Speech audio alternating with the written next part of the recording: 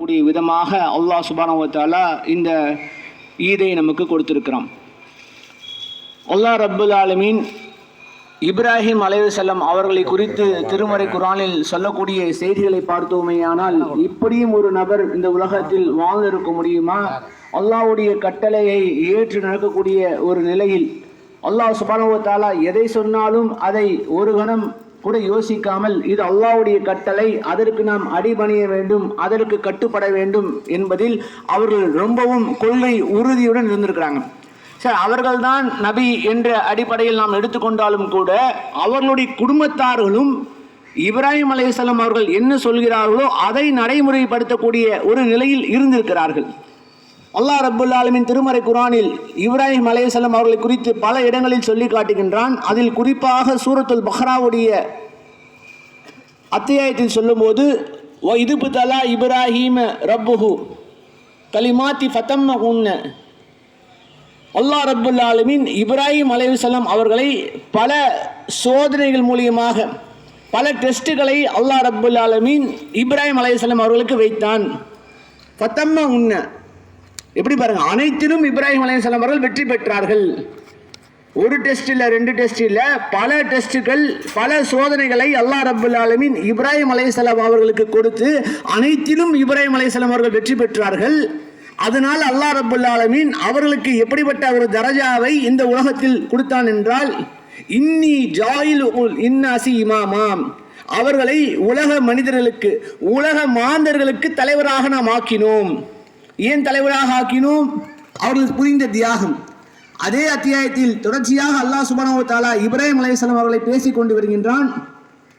எப்படிப்பட்ட ஒரு தியாக மனப்பான்மை, எப்படிப்பட்ட கட்டுப்பாடோடு இப்ராஹிம் அலைஹிஸ்ஸலாம் அவர்கள் வாழ்ந்தார்கள் என்றால், அல்லாஹ்வுடைய கட்டளை, இப்ராஹிம் நீ கட்டுப்படு, அஸ்லம்து லி ரப்பில் ஆலமீன், உலக அல்லாஹ்வுக்கு நான் கட்டுப்பட்டு விட்டேன் என்று இப்ராஹிம் அலைஹிஸ்ஸலாம் அவர்கள் கூறினார்கள். அவருடைய வாழ்க்கை அவ்வாறாகத்தான் இருந்தது.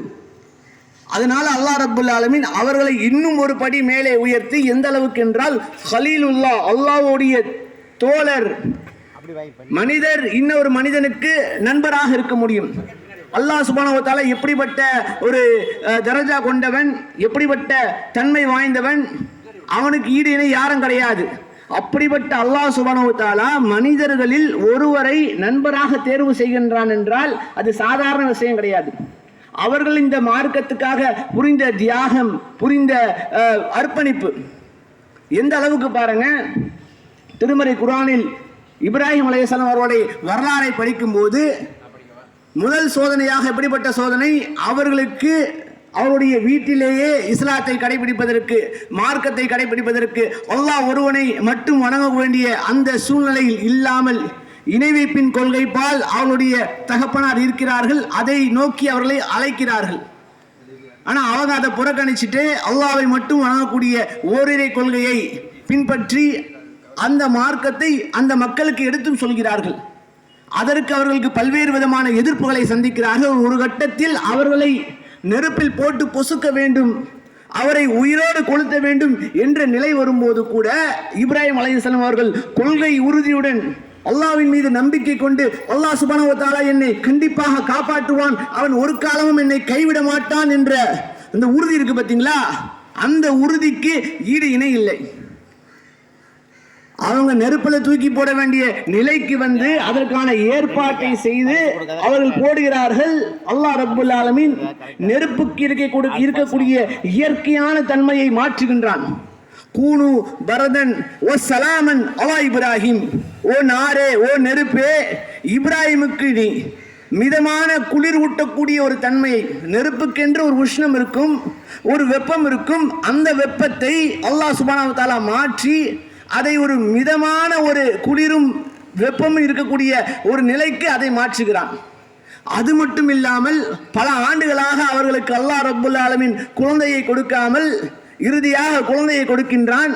அந்த குழந்தை பிறந்த மாத்திரத்திலேயே அல்லாஹ் சுப்ஹானஹு வ தஆலாவுடைய இன்னொரு கட்டளை, என்ன கட்டளை, நீ உன்னுடைய மனைவியையும் உன்னுடைய அந்த கை குழந்தையும் கொண்டு போய் பக்கா என்ற அந்த மக்கமா நகரில் விட்டுட்டு வா. எப்படிப்பட்ட கட்டளை பாருங்க. இன்றைக்கு இருக்கக்கூடிய நவீன காலகட்டம் கிடையாது. பல ஆயிரம் ஆண்டுகள், 3000 4000 ஆண்டுகள் என்று வரலாற்று ஆசிரியர்கள் சொல்றாங்க. 3000 4000 ஆண்டுகளுக்கு முன்னாடி நடந்த ஒரு நிகழ்வு. எப்படிப்பட்ட நிகழ்வு? தன்னுடைய மனைவியை ஆஜிரா அம்மையார் அவர்களையும் கை குழந்தையாக இருக்கக்கூடிய இஸ்மாயில் அலைஹிஸ்ஸலாம் அவர்களையும் அல்லாஹ் சுப்ஹானஹு வ தஆலா போய் நீ விடுன்றான். ஒரு கணம் யோசிக்காமல் அவர் அந்த கட்டளையை நிறைவேற்றுகிறார்கள். அதற்கு அவங்க மனைவி கேட்கிறாங்க, இது உங்களுடைய சொந்த விருப்பமா அல்லது அல்லாஹ்வுடைய கட்டளையா? இல்லை, இது அல்லாஹ்வுடைய கட்டளை, அதற்கு நான் அடிபணிகின்றேன், அதை நான் முன்மொழிகின்றேன், ஏற்றுக்கொள்கின்றேன் என்று அந்த அம்மையாரும். எப்படிப்பட்ட காலகட்டம்? 3000 4000 ஆண்டுகளுக்கு முன்னாடி நடந்த நிகழ்வு. தியாகம் பண்றாங்கன்னா இதற்காக அல்லாஹ்வுக்காக தியாகம் பண்ணி அர்ப்பணிப்பு செய்து, ஒரு ஆள் நடமாட்டம் இல்லாத ஒரு புட்டல் காடாக இருக்கக்கூடிய ஒரு பாலைவன பள்ளத்தாக்கு, சாப்பாடுக்கு ஒன்றும் கிடையாது, தண்ணீர் இல்லை, ஒன்றும் இல்லை. அந்த அம்மா தன்னுடைய குழந்தைக்காக ஓடி ஓடி அலைந்து ஒவ்வொரு குன்றிலும் ஏறி கூவி கூவி கதறி கதறி யாரேனும் எங்களுக்கு உதவ மாட்டீர்களா என்று அந்த ஏக்கத்தை, அந்த தியாகத்தை பறைசாற்றக்கூடிய விதமாக சவா மர்வா குன்றுக்கு மத்தியில் ஓடினார்களே, அந்த ஓட்டத்தையும் அவர்கள் செய்த அந்த தியாகத்தையும் இன்னைக்கு அல்லாஹ் ரப்புல் ஆலமீன் ஹஜ் என்ற அந்த வணக்க வழிபாடில் ஒன்றில் ஒரு கிரியையாக, அதில் ஒன்றில் செய்யக்கூடிய ஒரு காரியமாக மாற்றுகின்றான் என்றால் அவர்கள் இந்த மார்க்கத்துக்காக செய்த அர்ப்பணிப்பு.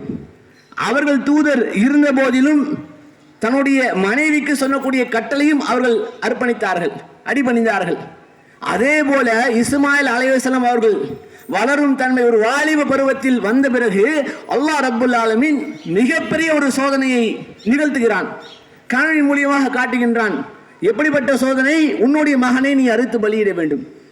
எந்த குழந்தையை நீ பல ஆண்டு காலம் காத்திருந்து பெற்றெடுத்தாயோ அந்த குழந்தை வாலிப பருவத்தில் ஏதோ சின்ன கை பிள்ளையா இருக்கும் போது அதை போய் அறுத்து கொண்டுட்டு வானா யாருக்கும் தெரியாது. குழந்தைக்கு ஒரு அறிவறிக்க முடிவு செய்யக்கூடிய ஒரு நிலையில் இருக்காது.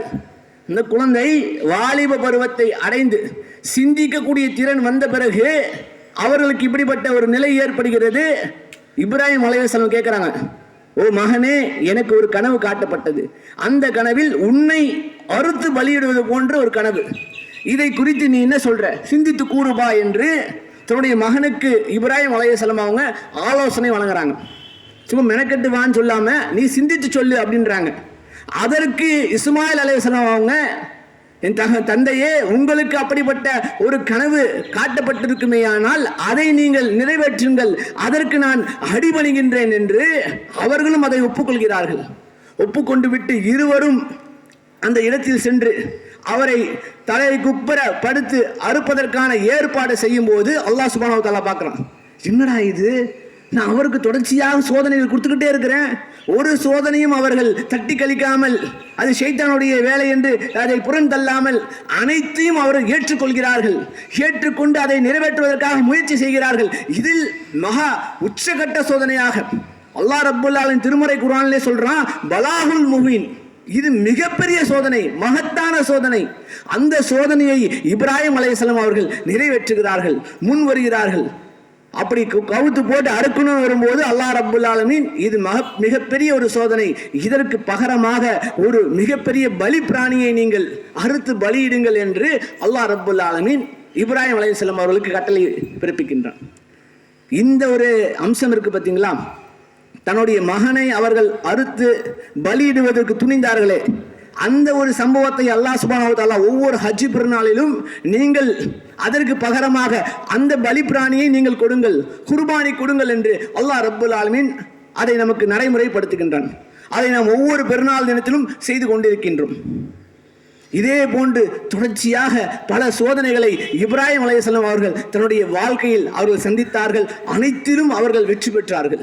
அதனால தான் அல்லாஹ் ரப்புல் ஆலமீன் அந்த சூரத்துல் அந்த அத்தியாயத்தில் சொல்லிட்டு வரான், அவர்களுடைய புகழை நாம் நிலைக்கச் செய்வோம்.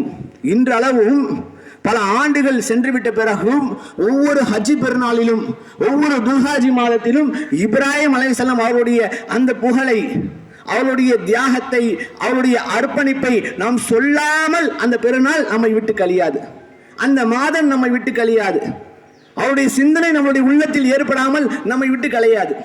அவருடைய மார்க்கப்பற்று, அல்லாஹ்வுடைய கட்டளைக்கு அடிபணிதல், அந்த அடிபணிதல் கூடிய அந்த தன்மை நம்மிடத்தில் ஏற்பட வேண்டும். மார்க்கத்துக்காக எதையும் தியாகம் செய்யக்கூடிய ஒரு நிலையில் நாம் இருக்க வேண்டும். இன்றைக்கு உலக ஆசைக்காக, அற்பமான உலக வாழ்க்கைக்காக எத்தனை தியாகங்கள் செய்கின்றோம், எத்தனை மெனக்கெடுதல் கஷ்டங்கள் செய்கின்றோம். மார்க்கம் என்று வரும்போது அதில் மட்டும் ஒரு அசட்டைத்தனம், அதில் மட்டும் ஒரு ஆர்வமின்மை, அதில் மட்டும் ஒரு விதமான பிடிப்பு இல்லாத ஒரு கொள்கை உறுதி அற்ற நிலையில் இருக்கின்றோமே. இது இந்த சம்பவத்தின் மூலியமாக, இப்ராஹிம் அலைஹிஸ்ஸலாம் அவருடைய வாழ்க்கை வரலாறின் மூலியமாக நாம் பெற வேண்டிய படிப்பினை என்ன? மார்க்கம் தான் எனக்கு முதல்ல, அல்லாஹ்வுடைய சட்டதிட்டங்கள் கட்டளை தான் எனக்கு முதல்ல. அல்லாஹ் ரப்புல் ஆலமீன் எதை நிறைவேற்ற சொல்கின்றானோ அதை மட்டும்தான் நான் கடைபிடிப்பேன், அதை மட்டும்தான் நான் செய்வேன். எதை நபி ஸல்லல்லாஹு அலைஹி வஸல்லம் அவர்கள் மார்க்கமாக எனக்கு சொல்லிக் கொடுத்தார்களோ அதை மட்டும்தான் நான் செய்வேன் என்ற ஒரு உறுதிமொழியை நாம் இந்த தினத்தில் எடுக்க வேண்டும். அது மார்க்க விஷயமா இருந்தாலும் சரி, உலக விஷயத்தில் நபி ஸல்லல்லாஹு அலைஹி வஸல்லம் அவங்க மார்க்கம் காட்டி தந்த வழிமுறையில் நீங்கள் எவ்வாறு நடந்து கொள்ள வேண்டும் என்று நமக்கு சொல்லி சென்றிருக்கிறார்களோ அதையும் நாம் நடைமுறைப்படுத்தக்கூடிய ஒரு நிலையில் இருக்க வேண்டும். குறிப்பாக வணக்க வழிபாடுகள் என்று வரும்போது தொழுகை எடுத்துக்கொள்ள வேண்டும், அல்லது உபரியான நோன்புகள், கடமையான நோன்புகள், தான தர்மங்கள், இது போன்ற அம்சங்களை, வணக்க வழிபாடுகளை நபி ஸல்லல்லாஹு அலைஹி வஸல்லம் அவங்க எப்படி நமக்கு சொல்லிக் கொடுத்தார்களோ அதன்படி நாம் நடைமுறைப்படுத்தக்கூடிய ஒரு நிலையில் இருக்க வேண்டும். தொழுகை என்ற ஒரு கடமையை செய்வதற்கு நம்மளால் இயலவில்லை என்றால், அந்த ஒரு தியாகத்தையே நம்மளால் செய்ய முடியலன்னா, நம்மளை ஊரை விட்டு அனுப்புகிறான், உலகத்தை விட்டு அனுப்புகிறான், இன்னும் நமக்கு சொல்லிலடங்காத துன்பத்தை கொடுக்குறானா, நம்மளால் எப்படி அந்த துன்பத்தை தாங்க முடியும்? நாம் வாழ்ந்து கொண்டிருக்கும் போதே இன்னும் சக சொந்தங்கள், கொள்கை சகோதரர்கள் எத்தனை இடத்துல கஷ்டப்படுறாங்க. இந்தியாவை எடுத்துக்கிட்டு யூபியில் உடைய நிலைமை என்ன? 2 நாள் 3 நாளுக்கு முன்னாடி கூட அந்த மாட்டுக்கறியை வைத்திருந்தார்கள் சொல்லி அடுத்து துன்புறுத்தக்கூடிய ஒரு காட்சியை பார்க்குறோம். பாலஸ்தீனத்தில் எடுத்துக்கொள்ள வேண்டும், எப்படி எவ்வளவு முஸ்லிம்கள் தினசரி கொல்லப்படுகிறார்கள், உணவுக்கு இல்லாமல், உணவு தேவை இல்லாமல் கஷ்டப்படுறாங்க, கிடைக்க மாட்டேங்குது. 600-700 நாட்கள் தொடர்ச்சியாக நடந்து கொண்டே இருக்கிறது. இப்போ அப்படிப்பட்ட சோதனைகளை நாம் சந்திப்போமே ஆனால் நம்மளுடைய ஈமானிய உறுதி எப்படி இருக்கும்? தொழுகை என்ற விஷயத்தில் இன்னைக்கு நம்ம எத்தனை பேர் ஃபஜ்ர் தொழுதிருப்போம்? சற்று சிந்தித்து பார்க்க வேண்டாமா?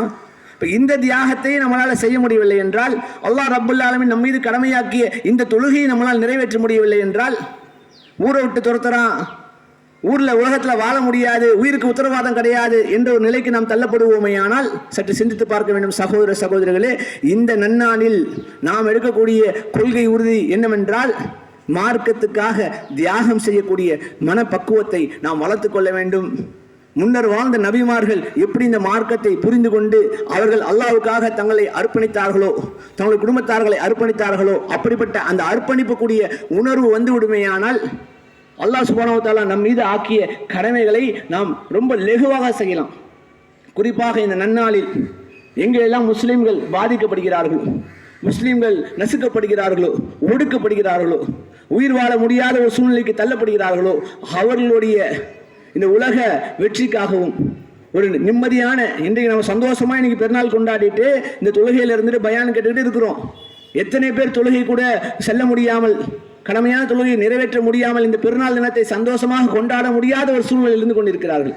அந்த சகோதர சகோதரிக்காகவும், குறிப்பாக பாலஸ்தீன மக்களுக்காக நாம் அதிகம் துவா செய்யக்கூடிய ஒரு நிலையில், அவர் ஒரு நிம்மதியான, ஒரு ஈடேற்றம் பெற்ற ஒரு நிலையில், ஒரு நிம்மதியான நாடாக சுதந்திரமாக வாழக்கூடிய ஒரு நிலையில் அவர்கள் இருக்க வேண்டும் என்பதற்கும், யாரெல்லாம் அந்த போரில் தங்களுடைய இன்னுயிரை நீத்தார்களோ அவருடைய தியாகத்தை அல்லாஹ் சுப்ஹானஹு வ தஆலா ஏற்றுக்கொண்டு அவருடைய மறுஃபிரத்துக்காக, மறுமை வெற்றிக்காக அல்லாஹ் சுப்ஹானஹு வ தஆலா அவர்களுக்கு சொர்க்கம் வழங்க வேண்டும் என்பதையும் நம்மளுடைய பிரார்த்தனையில் நாம் அதிகம் கேட்டு, இந்த நன்னாளில் நாம் அனைவரும் சந்தோஷத்துடன், நம்ம குடும்பத்துடன், நம்ம இந்த சொந்த பந்தங்களுடன் இந்த பெருநாளை மகிழ்ச்சியுடன் கொண்டாடக்கூடிய ஒரு நிலையை அல்லாஹ் சுப்ஹானஹு வ தஆலா நமக்கு ஏற்படுத்த வேண்டும் என்பதை கூறியவனாக என்னுடைய உரையை முடித்துக் கொள்கிறேன். வாஹிரு தாவானா அல்ஹம்துலில்லாஹி ரப்பில் ஆலமீன். அஸ்ஸலாமு அலைக்கும் வரஹ்மத்துல்லாஹி வபரகாத்துஹு.